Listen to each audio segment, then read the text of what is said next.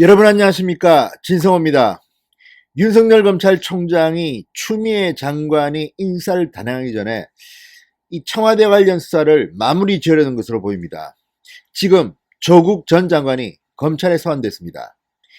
오늘 오전 서울 동부지검 형사 6부는 조국을 다시 긴급 소환했습니다.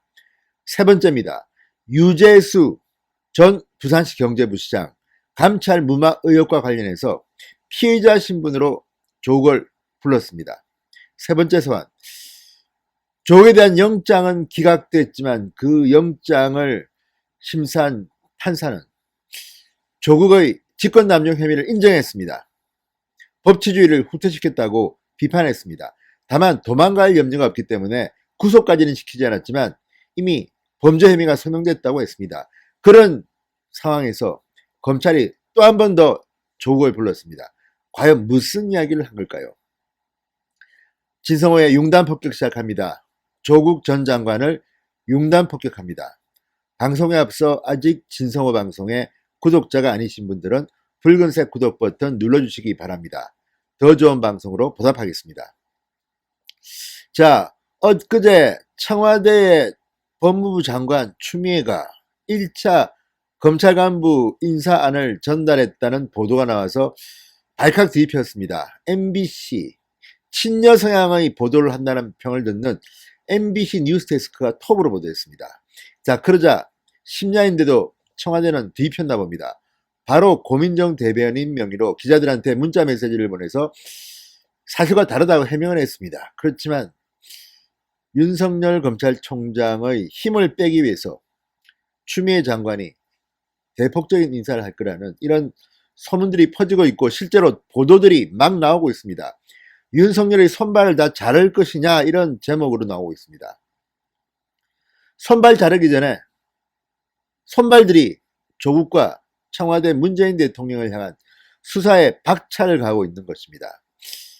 윤석열 총장의 도발일까요?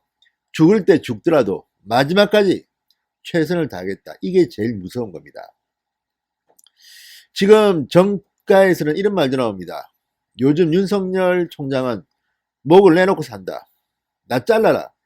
만약에 문재인 권력이 윤석열을 자르는 모양으로 비춰지는 순간 윤석열은 대한민국의 영으로 부각될 거라는 겁니다. 원래 대한민국 국민들은 피해자를 좋아합니다. 지금 문재인 대통령이 겉으로는 추미애 장관을 통해서 윤석열 총장을 겁박하는 것처럼 보이지만 이게 실제로 실현될 경우 이번 총선은 민주당의 참패로 끝날 겁니다. 한번 두고 보십시오. 제가 장담하건대 대한민국 국민들은 그런 걸 못 봅니다. 게다가 조국이 청와대 민정수석일 때 대통령령을 고친 게 있습니다. 검찰 인사의 공정성 그리고 정치 중립성을 보장하기 위해서 이 간부, 차장검사나 지검장급들은 부장검사들은 최소한 1년의 임기를 보장한다는 것이었습니다. 대통령령입니다. 그런데 이런 자기들이 만든 룰도 어기고 지금 추미애 장관은 인사한 지 6개월밖에 안 된 이 많은 검찰 간부들을 흔들려고 합니다. 만약 그 가운데 청와대 울산시장 개입 의혹을 수사 중인 서울중앙지검 공공수사 2부라든지 조국 전 장관 일가를 수사 중인 서울중앙지검 반부패 수사 2부라든지 청와대 유재수 감찰 무마 의혹을 수사 중인 서울 동부지검 형사 6부를 흔든다면 국민들이 가만히 있지 않을 겁니다. 그리고 중앙일보는 이런 보도도 했습니다. 윤석열 성격상 그러니까 손발들을 다 잘라버리면 본인도 못 견딜 것이다. 그만둘 것이다. 그렇지만 제가 볼 때는 윤석열은 스스로 그만둘 것 같지는 않습니다. 잘리는 모양을 갖춰야 됩니다. 잘려야만이 영웅이 됩니다. 끝까지 그만두면 안 됩니다. 추미애 장관이 취임한 뒤 법무연수원장이 사표를 냈습니다. 그렇지만 지금 검찰 간부들의 분위기는 좀 다르다고 합니다. 누구 좋으라고 사표를 내? 버티자는 겁니다. 버텨야 됩니다.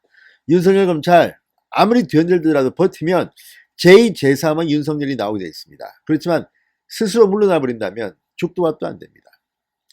이런 분위기 속에서 조국을 긴급 소환했습니다. 추미애 장관이 인사카드를 꺼내기 전에 할 수 있는 모든 진도를 나가겠다는 겁니다. 자, 지난 금요일인가요? 100원을 소환했습니다. 두 번째 소환이었습니다. 이제 윤건영이나 김경수 또 부를지도 모르겠습니다. 이미 한 차례 조사를 했습니다. 조국은 세 번째 소환됐습니다. 조국도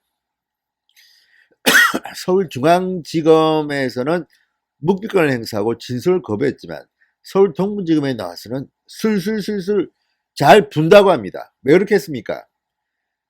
이번 건은 좀 다릅니다. 본인이 불지 않으면 본인이 죄를 다 뒤집어 쓰게 되어 있습니다. 나 혼자는 못 죽는다, 이런 심정으로 조국이 지금 윤건영, 김경수 다 이 무마 구명운동을 했다고 진술한 것으로 보도되고 있습니다. 세 번째 소환입니다. 오늘 지금 조국이 서울 동부지검에 불려와 있습니다. 자, 지금도 불고 있을 겁니다. 특히 오늘 오전 출석한 조국에게 검찰은 이 감찰 중단이 결정된 경위에 대한 보강수사를 하고 있는 것으로 보입니다. 청와대 핵심들 그리고 이 정권의 실세들에 대한 문제를 집중적으로 묻고 있는 것으로 보입니다. 자, 법원은 당시 이렇게 말했습니다. 조국의 영장을 기각할 때 피의자 조국이 직권을 남용하여 유죄수에 대한 감찰을 중단한 결과 우리 사회의 근간인 법치주의를 후퇴시켰을 뿐만 아니라 국가 기능의 공정한 행사를 저해한 사정이 있다. 분명히 규정을 한 겁니다. 직권 남용을 했다고 합니다. 피의자가 직권을 남용하여 유죄수에 대한 감찰을 중단한 결과 이 안에 모든 팩트가 다 담겨 있습니다. 법원도 인정한 겁니다. 우리 사회의 근간인 법치주의를 후퇴시켰을 뿐만 아니라 국가 기능의 공정한 행사를 저해한 사정이 있다. 이쯤 되면 제가 볼 때는 실형, 징역형을 받을 거라고 봅니다. 과거의 전례를 보면 우병우나 조윤선이나 김기춘이나 양승태 전 대법원장 등 적폐청산이라는 미명하에 자행됐던 그 직권 남용들과 비교해보면 조국은 혐의가 중하면 중했지 덜하지가 않다고 봅니다. 자, 그러니 조국 입장에서는 자신의 죄를 피하기 위해서는 다른 실세의 압력을 이야기할 수밖에 없는 죄소의 딜레마에 지금 빠진 것으로 보입니다. 자, 백원우 전 민정비서관도 3일날 두 번째 소환돼서 이미 조사를 마쳤습니다. 왜 백원우를 불렀을까요?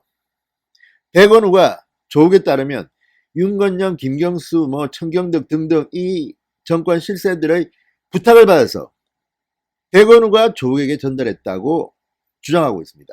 그렇지만 박형철 전 비서관 진술은 좀 다른 것 같습니다. 아무튼 진실은 무엇인지 모르겠지만 확실한 것은 유죄수의 감찰을 무마하려는 시도가 있었다. 법원도 인정했다. 그리고 거기에는 김경수, 윤건영 다 들어가 있다는 겁니다.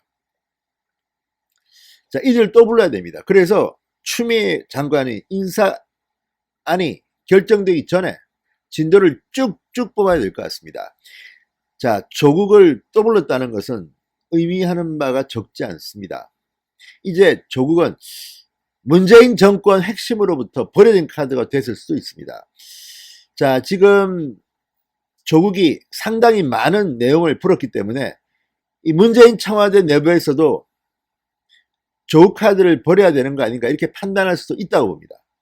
이제 자기들끼리 갈라지기 시작했습니다. 그래서 검찰이 조국을 또 불렀는지도 모릅니다. 조국에 비해서 지금 무슨 말이 나오고 있을까요? 자, 검찰이 수사 상황을 언론에 브리핑을 못하기 때문에 추측할 수밖에 없지만 아마도 조국은 더 많은 것을 지금 진술하고 있을지도 모르겠습니다. 새로운 인물이 등장할까요? 자, 그리고 오늘 유죄수의 재판이 시작됐습니다. 재판이라는 것은 그동안 청와대와 법무부가 언론에 공개하지 못하게 말했던 그 많은 것들이 공개되는 시간입니다.